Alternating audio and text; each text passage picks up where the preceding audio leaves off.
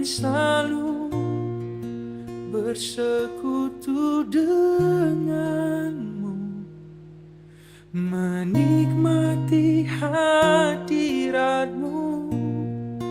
Biarkan rohmu tinggal dalam hidupku. Sungguh indah bersamamu selamanya. Selamat pagi teman-teman semua. Sebelum kita memulai ibadah kita pada hari ini, mari kita menyanyikan sebuah lagu Tuhan Yesus Baik.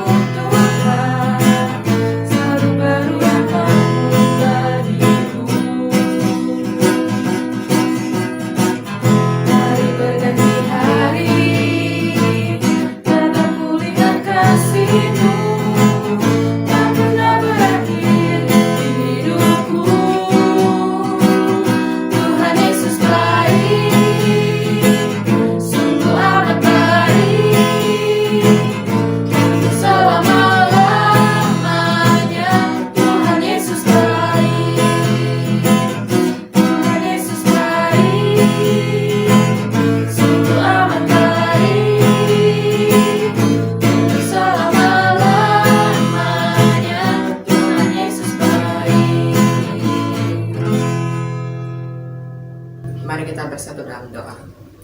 Terima kasih Tuhan Yesus buat pagi hari ini Engkau telah berikan kepada kami sehingga kami bisa berkumpul di sini untuk melaksanakan kebaktian kami secara online. Kiranya Tuhan berkati kebaktian kami supaya berjalan dengan lancar. Dalam nama Tuhan Yesus kami berdoa. Amin.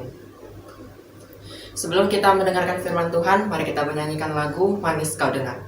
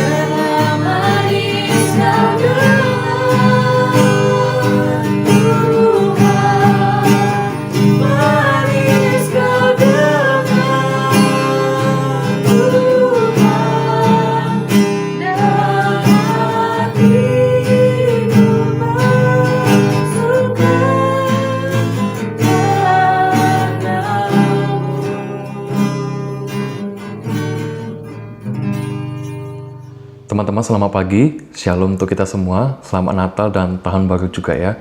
Teman-teman mari kita membuka Alkitab kita dari kitab Injil Yohanes pasal yang ketiga, ayat yang ketiga sampai ayat yang kelima. Injil Yohanes pasal yang ketiga, ayat yang ketiga sampai ayat yang kelima. Mari teman-teman kita membaca firman Tuhan ini secara bersama-sama. Yesus menjawab katanya, Aku berkata kepadamu, sesungguhnya jika seorang tidak dilahirkan kembali, ia tidak dapat melihat kerajaan Allah. Kata Nikodemus kepadanya, bagaimanakah mungkin seorang dilahirkan kalau ia sudah tua? Dapatkah ia masuk kembali ke dalam rahim ibunya dan dilahirkan lagi? Jawab Yesus, Aku berkata kepadamu, sesungguhnya jika seorang tidak dilahirkan dari air dan roh, ia tidak dapat masuk ke dalam kerajaan Allah. Mari teman-teman kita bersatu di dalam doa. Bapa, kami sungguh mengucap syukur dan berterima kasih kepada Engkau karena hari ini Tuhan masih memberikan kami kesempatan untuk boleh merenungkan akan kebenaran firman Tuhan. Bapa, kiranya Engkau yang kiranya bermurah hati dan menyatakan isi hatimu kepada setiap kami, supaya sungguh Tuhan hari ini kami boleh mempelajari dan merenungkan akan kebenaran firman Tuhan.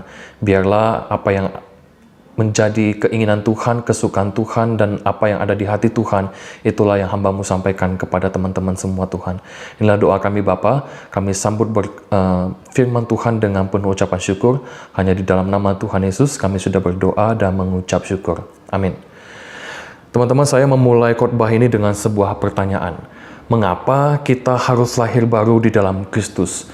Kenapa Nikodemus, seorang ahli Taurat, seorang yang dipandang oleh masyarakat pada saat itu karena keagamaannya, tidak memahami apa itu lahir baru? Nikodemus malah memahami lahir baru secara harafiah atau secara bahasa biologis, yaitu masuk kembali ke rahim ibu. Teman-teman, hukum Taurat itu sebenarnya hanya mengubah apa yang terlihat, hanya mengubah perilaku kita, hanya mengubah diri kita secara lahiriah. Tetapi hukum Taurat pada dasarnya tidak mengubah kita dari dalam. Hukum Taurat tidak mengubah identitas kita atau status kita sebagai orang berdosa. Oleh sebab itu, kita perlu lahir baru dan dimateraikan oleh Roh Kudus, sehingga kita hidup sepadan dengan kebenaran firman Allah dan dimampukan oleh Roh Kudus untuk melawan keinginan daging kita, dimampukan untuk rajin dan taat beribadah kepada Tuhan, dan dimampukan untuk melawan dosa-dosa favorit kita. Teman-teman sekalian, kelahiran baru di dalam Kristus itu akan menolong kita untuk hidup tidak berbuat dosa. Dengan lahir baru, Roh Kudus akan memampukan kita untuk hidup menurut roh, bukan hidup menurut daging. Teman-teman, lahir baru itu tidak diartikan dalam harafiah atau dalam bahasa biologis, melainkan dipahami dalam arti rohani, yaitu kita bertobat secara hati nurani sungguh-sungguh di hadapan Tuhan. Teman-teman, sesungguhnya kita ini adalah orang yang diberikan kesempatan kedua oleh Allah. Kesempatan yang kita diselamatkan oleh Tuhan dari hukuman kekal dan kematian kekal. Kesempatan itu tidak dapat kita temui di dalam pribadi lain. Kesempatan itu tidak bisa kita bayar dengan kekayaan yang kita miliki. Kesempatan itu tidak bisa didapatkan dari perbuatan baik kita. Tetapi kesempatan itu hanya kita peroleh hanya di dalam Kristus dan hanya dengan percaya kepadanya. Teman-teman, ketika kita memutuskan untuk lahir baru atau bertobat, sesungguhnya di saat itulah kita mengizinkan Allah untuk mentransformasikan hidup kita dan diri kita.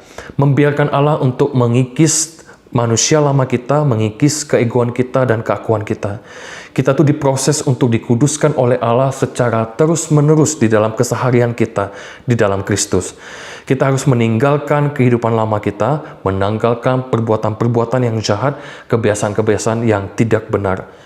So, bagaimana respon kita terhadap anugerah keselamatan Allah? Apakah kita memutuskan untuk sungguh-sungguh lahir baru dan bertobat di hadapan Tuhan? Atau kita tidak peduli dengan ajakan dan undangan Allah tersebut? Teman-teman, kita yang menentukan jawaban itu sendiri, dan kita juga yang akan merasakan dampak dari keputusan yang kita buat. Amin. Mari kita bersatu di dalam doa. Bapa Maha Kasih, kami sudah mendengarkan dan merenungkan sebagian daripada firman Tuhan.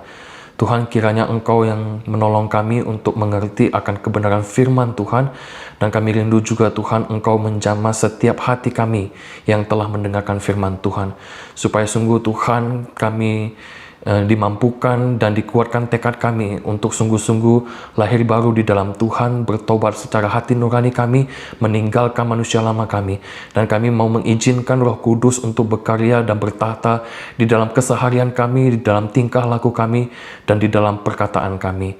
Inilah doa kami Bapa. Kami rindu sekali lagi firman Tuhan terus tinggal dan bertumbuh di dalam hati kami.